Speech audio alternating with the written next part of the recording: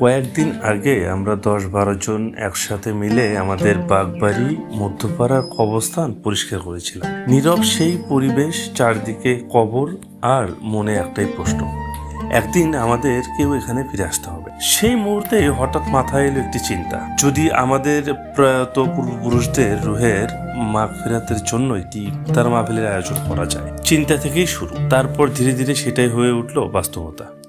আমরা কয়েকজন একসাথে উদ্যোগ নিলাম, আর আমাদের সম্মানিত মুরব্বীরা এগিয়ে আসলেন অর্থ সহায়তা দিয়ে। সবাই মিলে শুরু করলাম প্রস্তুতি, চাঁদা তোলা, বাজার করা। কেউ নিয়ে এলো কলা, কেউ খেজুর, কেউ শরবতের ব্যবস্থা করলো, আর সবচেয়ে আকর্ষণীয় ছিল ভুনা খিচুড়ির আয়োজন। শুরু হলো রান্নার ব্যস্ততা, কেউ মশলা বাটছে, কেউ চুলা জ্বালাচ্ছে, কেউ আবার পানি আর পাত্র নিয়ে দৌড়াদৌড়ি করছে। রোজার ক্লান্তি থাকলেও প্রত্যেকের মুখে ছিল এক অদ্ভুত তৃপ্তির হাসি। ধীরে ধীরে জড়ো হতে লাগলেন মুসল্লিরা। মাগরিবের সময় ঘনিয়ে এলো। একসাথে বসে ইফতার করার সেই মুহূর্ত সত্যি ছিল হৃদয় ছুঁয়ে যাওয়ার মতো। ইফতারের আগে অনুষ্ঠিত হলো দোয়া মাহফিল।